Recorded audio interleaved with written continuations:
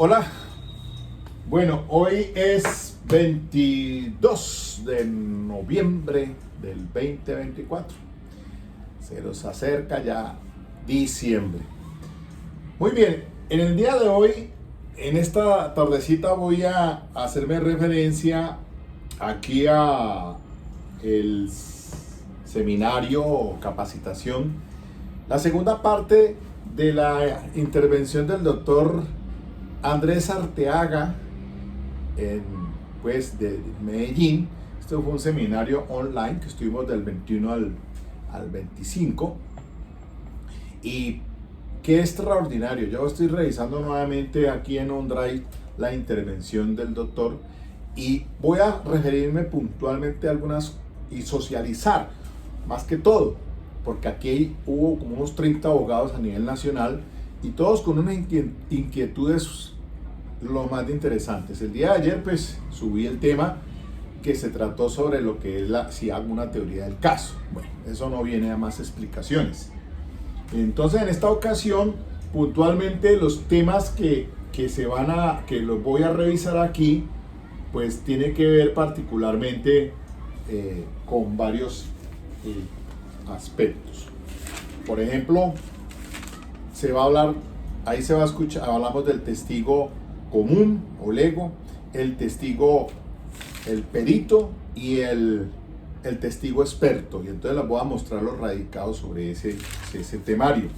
Se habló de los conceptos y los informes documentos de contenido técnico especializado, y ahí también se dieron unos radicados. Otro tema que voy a hablar aquí, pues, y los voy a transmitirlos, es sobre cuando se sientan las bases para refrescar memoria. Entonces, qué problemas y qué situaciones se dan allí. El otro tema es cuando se vuelve hostil el testigo. Para la defensa, entonces, en el contrainterrogatorio resulta todo un problema. Y por último, finalmente, se termina la intervención del doctor con el tema de que cuando el acusado va a declarar. Entonces esos son aspectos que creo yo que es importantísimo dárselos a conocer a ustedes.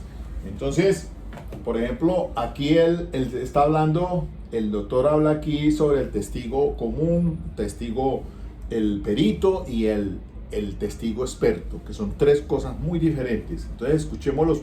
Voy a ponerlos brevemente porque es muy extenso. Y entonces ahí voy socializando pues lo que nos interesa aquí. Bueno, entonces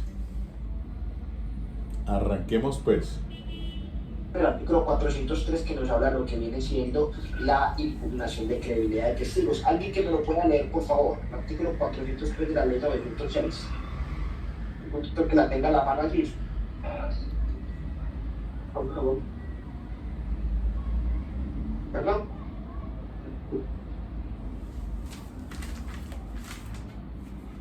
¿403, doctor? Sí, señor. Ese dice así lo siguiente. Impugnación de credibilidad del testigo. La impugnación tiene como única finalidad cuestionar ante el juez la credibilidad del testimonio con relación a los siguientes aspectos. Primero, naturaleza inverosímil o increíble del testimonio. Dos, capacidad del testigo para percibir, recordar y comunicar cualquier asunto sobre la declaración. Tres, existencia de cualquier tipo de prejuicio, interés u otro motivo de parcialidad por parte del testigo.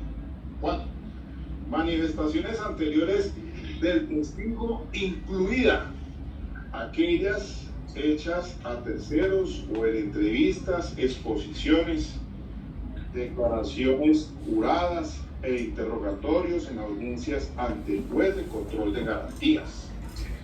El quinto, carácter y o patrón de conducta del testigo en cuanto a la mendicidad. Y sextos, contradicciones en el contenido de la declaración. Muy bien. Entonces, ahí como tal hablamos de lo que viene siendo ese tema directamente de lo que son las impugnaciones propiamente que se le pueden hacer al testigo, ¿sí? Y es referente a eso. Ya... Bueno, entonces acá les voy a enseñar, yo hice este resumen. Sobre el testigo común pueden consultar la radicación 53097 del año 23. Testigo perito, todos los que aparecen allí. Testigo experto, todos los radicados que les dejo allí. Y cuando se trata de refrescar memoria, citó la 43916 del 2016, que de esa he hablado hasta a saciedad aquí sobre una sentencia de la doctora Patricia Salazar Cuéllar. El tema del sastre, de cómo incorporar evidencia física al juicio oral.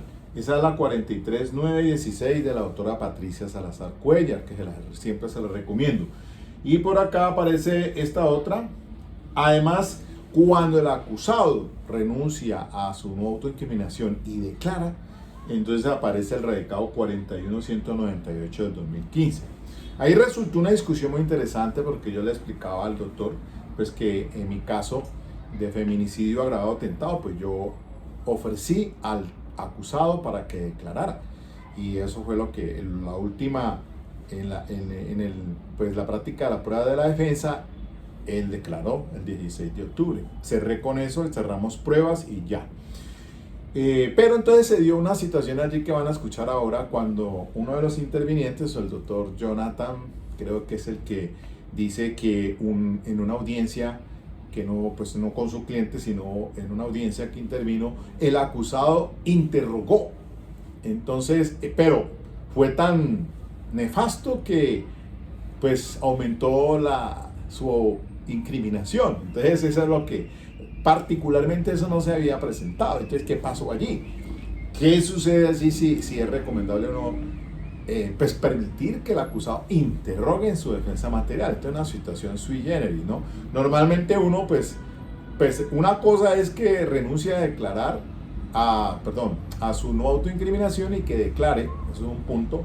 Otra cosa es que le interrogue, ya como si fuera otro, como en su defensa material. Y entonces eso es una inquietud que surgió allí, pero pues palabra más, palabra menos, como que es contraproducente de todas maneras, si por lo menos la técnica la maneja de todas maneras es el abogado defensor en su defensa técnica, pero si él no, pues cómo hacer ese tipo de preguntas es complicado. En todo caso, ahí voy a empezando a avanzar sobre lo que se dio en esa noche del 21 de octubre, en esa capacitación online. Y entonces ahí voy adelantando y voy explicándoles entonces a ustedes. A ver, permítanme entonces. Un momento vamos a ahondar directamente frente a lo que son estas impugnaciones que me pueden dar. Pero precisando sobre lo que es el testigo común lego de conocimiento, este testigo como tal común de conocimiento no tiene unos conocimientos especializados en determinada ciencia técnica o un arte como tal, sino que simplemente relata lo que le consta sobre los hechos, ¿sí? Sobre lo que vio, sobre lo que posiblemente se puede dar y se puede establecer al respecto. Esto como tal es bastante interesante porque yo siempre he dicho que normalmente los testigos muchas veces ven lo que quieren ver. Y a partir de la interpretación que tiene sobre sus sentidos es lo que intentan replicar directamente en lo que viene siendo el tema del testimonio que empiezan a rendir. El testigo común está llamado a narrar su experiencia sobre los hechos. Esos hechos, entre otras cosas, que pues obviamente han ocurrido, que son pasados, y que se narra sobre esos hechos que ha percibido por sus propios sentidos. Y aquí tenemos este radicado 53.097 del 15 de marzo de 2023, la Corte Suprema de Justicia, que a partir de ahí entonces se empieza a hablar de ese testigo común, de que está llamado a narrar su experiencia sobre los hechos que han ocurrido de manera pasada y que son hechos que se han percibido directamente por sus sentidos como tal. Eso entonces es lo que tenemos como ese testigo común o testigo lego de conocimiento. Pero el testigo perito está regulado por el artículo 405 y a partir del artículo 405 y siguientes, qué pena, tengo acá un retorno. Algunos de ustedes tienen el micrófono encendido. Doctor César. Ya al doctor que me había activado acá en el equipo. Listo, gracias. No, es que Doctor, ¿me repite el radicado, doctor? Por favor, Andrés, el claro que sí. Este es 53.097. Ahí está. del 23, ¿no? 23, sí. Sí, 15 de marzo de 2023. Gracias. Observe. Bueno, por otro lado tenemos entonces lo que es el testigo perito. ¿Sí? Este testigo perito está regulado en lo que es el artículo 405 y siguientes. Y hablamos que el perito como tal no ha presenciado los hechos. El perito lo que hace es que realiza un análisis ex post de la situación del hecho que se investiga y hace unas deducciones e inferencias de un experto, pero si esos resultados son verificables a partir de algunos métodos mediante la disciplina que se esté ocultando en ese momento, hablamos entonces de que eso se llama una conclusión como tal y que se puede verificar. El perito entonces emite lo que es el dictamen sobre cuestiones que pueden ser pasadas, pueden ser presentes o quizás futuras. Y fundamentalmente, y salvo algunas lecciones, salvo el perito emite juicios de valor. Y cuando hablamos de esas excepciones, este es un caso como tal que también se trae a colación, vamos a radicado 53.097 el 15 de marzo de 2023, donde se dan algunos juicios de valor en algunas excepciones que se pueden establecer al respecto, que es el que tengo allí proyectado para que ustedes también lo tengan presente. Cuando hablamos de justamente ese testigo perito, es un testigo eminentemente fungible, ¿sí?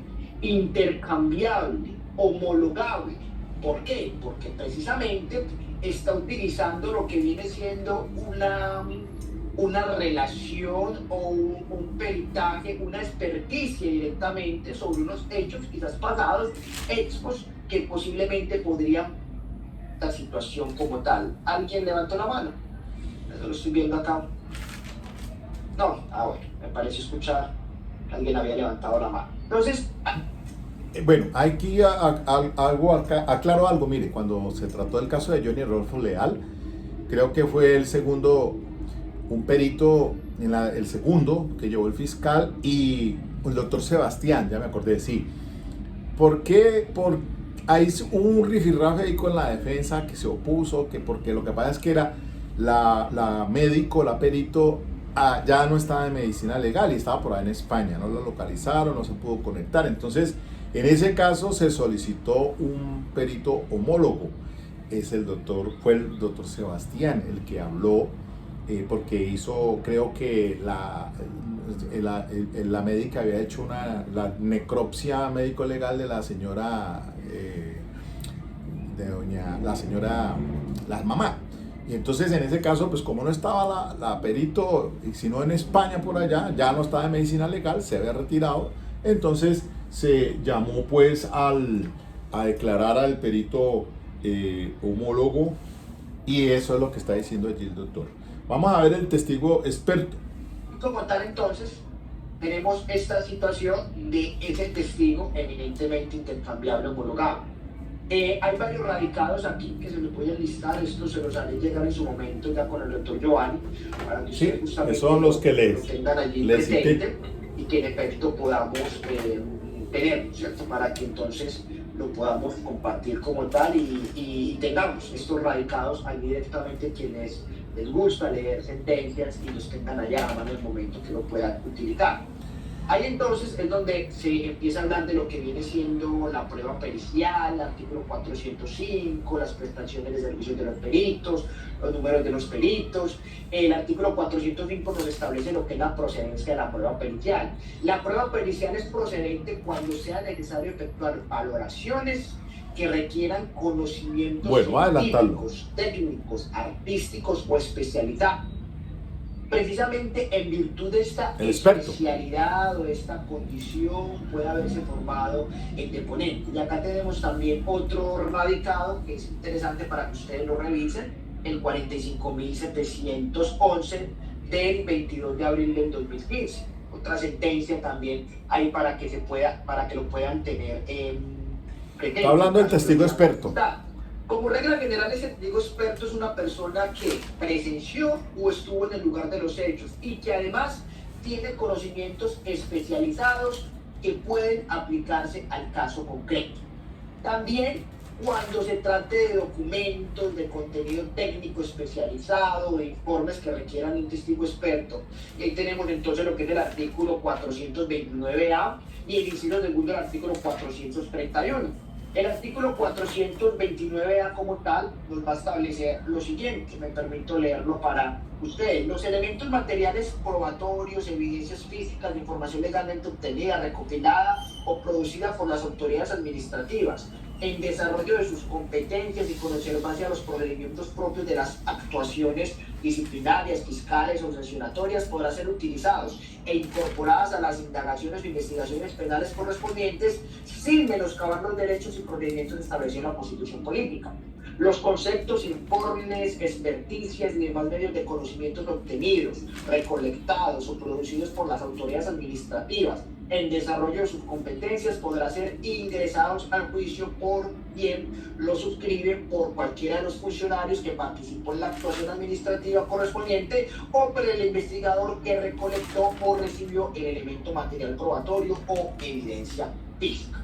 Ahí entonces es donde básicamente empezamos a establecer este tipo de situaciones que se tienen de sus conocimientos técnicos especializados o informes que requieren un testigo experto.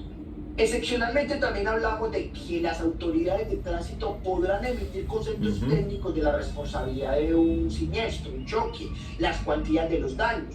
Y entonces ahí como tal, por ejemplo, en el tema de lo que viene siendo un homicidio culposo por medios motorizados, pues entonces vamos a necesitar un testigo experto, que en este caso sería una autoridad de tránsito, para que pueda emitir algún concepto técnico referente de lo que viene siendo esta situación de este choque, esa cuantía, y entonces ahí como tal hablamos de que por regla general muchas veces estuvo en el lugar de los hechos ese testigo experto, es el agente de tránsito que acude, ¿cierto? Es la persona experta que en el momento llega al lugar de los hechos, no está dictando un peritaje, ¿cierto? No está dando una base de opinión pericial, sino que propiamente su experticia lo ha llevado al lugar de los hechos de manera posterior o en el momento de la ocurrencia, precisamente para poder dar claridades al respecto concerniente de cualquier disciplina que se está aquí investigando al respecto. Entonces ahí tenemos estos tres testigos: el testigo común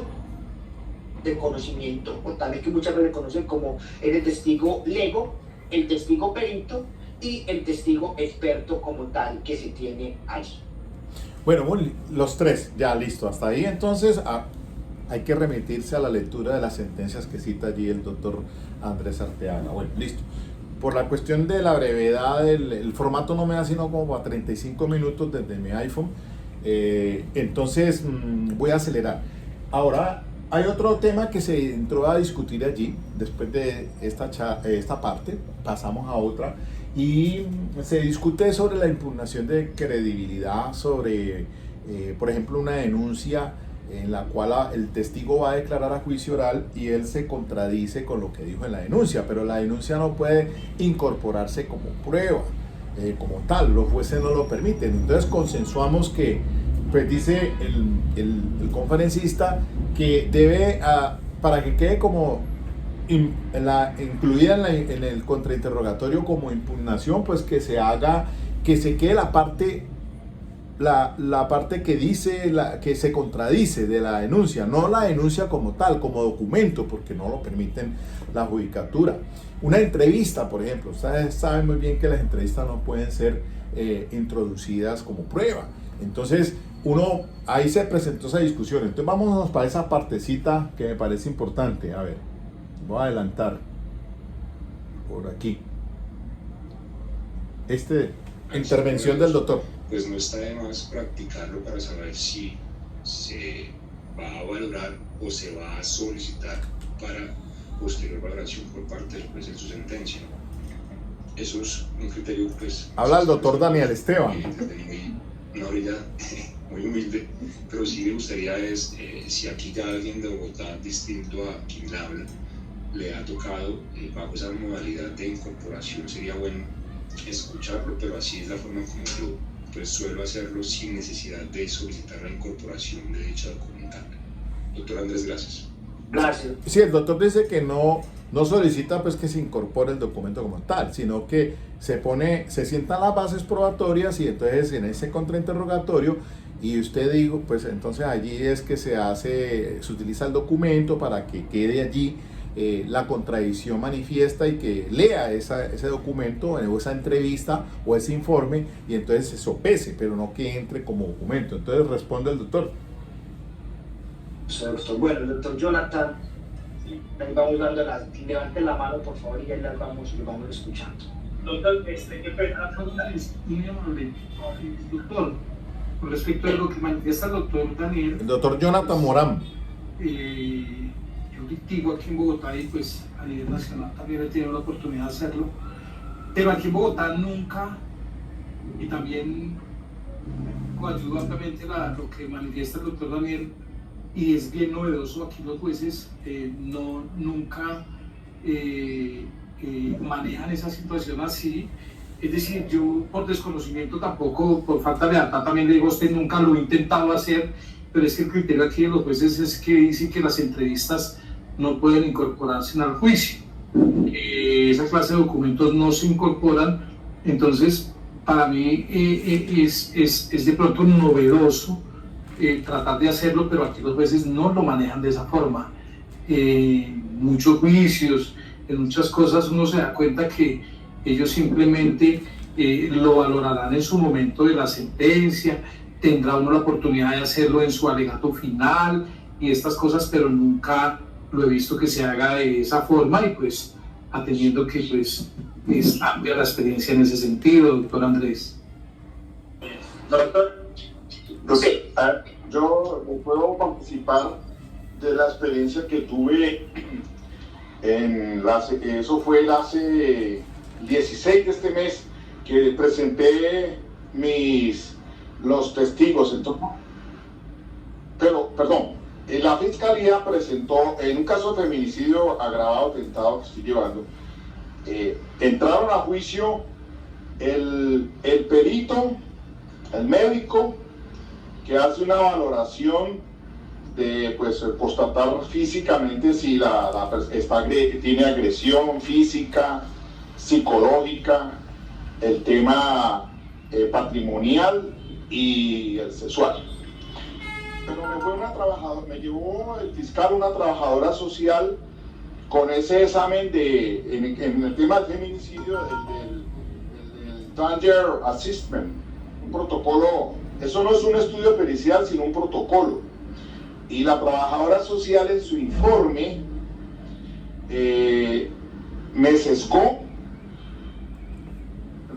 una parte importante que la víctima le había declarado al médico. La trabajadora social en esta casa de feminicidio, ella primero pasa al médico perito para valoración del riesgo de la cuestión de violencia. Y después pasa a la trabajadora social, pero la trabajadora social me mochó, así literalmente le digo, me mochó, o en su informe se quedó corta en una pregunta que le hizo, que la víctima le dice al médico legista que el victimario nunca la había obligado a tener relaciones sexuales. Pero resulta que la víctima le dijo a la trabajadora social que sí, que la obligaba a tener relaciones. Entonces la trabajadora social solamente tomó nota de lo que le dijo la víctima a ella y dejó por fuera la parte fundamental de lo que le había dicho el médico legista. Entonces yo me tocó de la forma, pero le digo sinceramente, es de la forma más complicada que es uno cuando trata uno dice, señora juez, solicito, voy a impugnar credibilidad. y entonces uno hace el procedimiento como tal. Y me estaba trabajando con eso. Sinceramente le digo que estaba teniendo problemas. Sin embargo, captó la idea a la juez también y le llamó la atención eso, y entonces finalmente le puse de presente su informe, y ella, la trabajadora social, efectivamente se fue por la tangente haciendo pues referente que no había tenido en cuenta lo que ella le había dicho al médico. Entonces los jueces no están teniendo en cuenta para que introduzca uno ese informe, porque en este caso ese informe solamente era para refrescar memoria o impugnar credibilidad, la de la trabajadora social, del protocolo de el peligro, que ellos hacen una valoración pues de peligro, de gravedad. Pero quedó así en esos términos latente, que había la trabajadora social dejado pues la parte fundamental, porque pues ella le contesta a la juez, no, es que yo salí con una respuesta diciendo que ella solamente había tenido en cuenta los hechos, así nomás. Pero para constancia, pues lo que quiero decirle es que no es necesario pues introducir esa parte del informe como tal, sino que quede en evidencia respecto a la pregunta, al contrainterrogatorio que se le hace al testigo, para que quede allí latente y el juez pues pueda valorarlo finalmente. Entonces no sé, aquí Cali me pasó eso con esta juez, y así quedó de esa manera. Entonces yo todavía pues estoy esperando que llegue la próxima fecha, porque es ya para alegatos de conclusión. No sé cuál va a ser lo que se venga encima. Entonces comparto esa experiencia aquí en Cali. Bueno, gracias, doctor. Ya vamos con el doctor César. Bueno, ya hay una tendencia mayoritaria al respecto que pues, es entendible, y ya vamos a revisarla. Doctor César. Bueno, voy a adelantar un poquito aquí para la posición ya del doctor. Entonces, a ver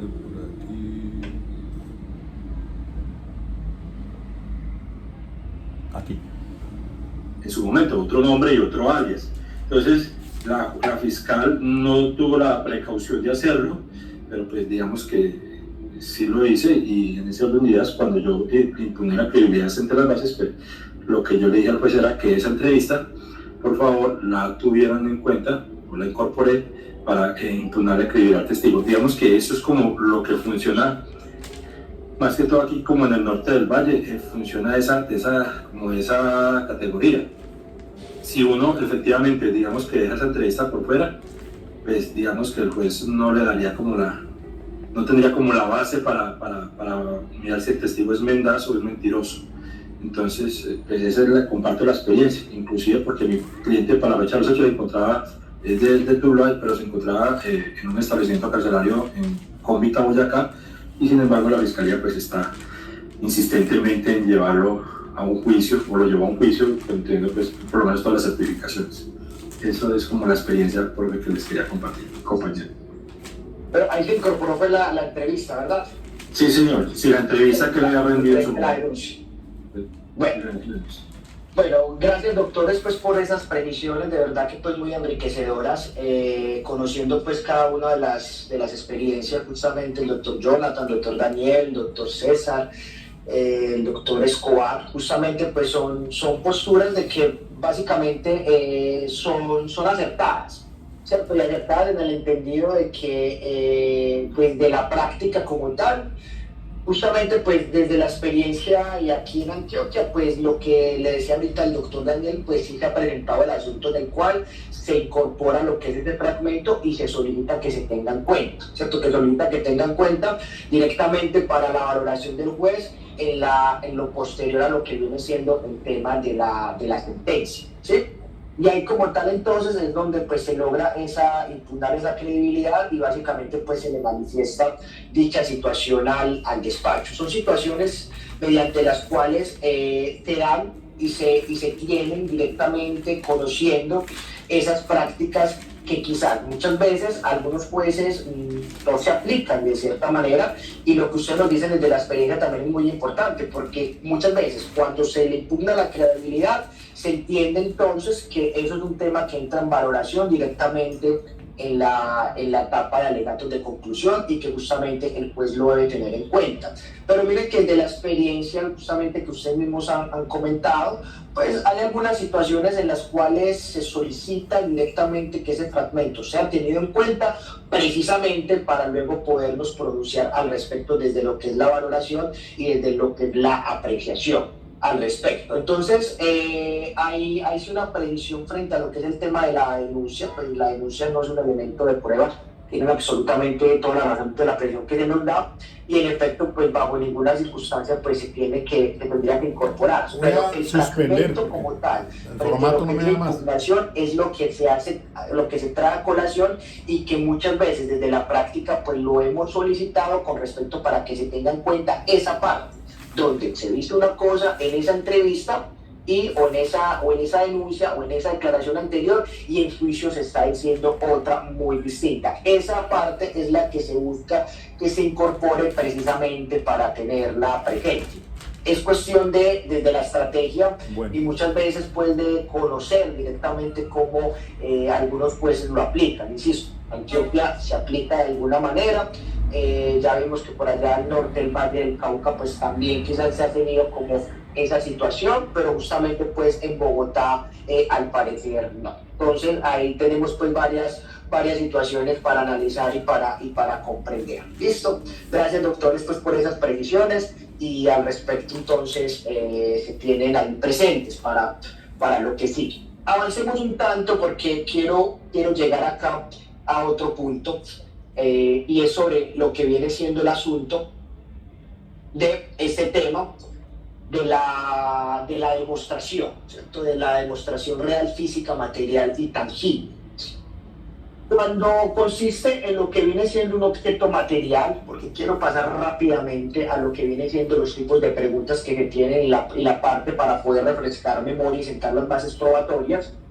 Hablamos de que cuando consiste en un objeto material, elemento material probatorio o evidencia física que se puede llevar a la sala de audiencia y ser examinado directamente por el juez y las partes, lo que es ejemplo, armas de fuego, permitir extraer el cuerpo. Bueno, voy a suspender aquí porque el formato no me da más.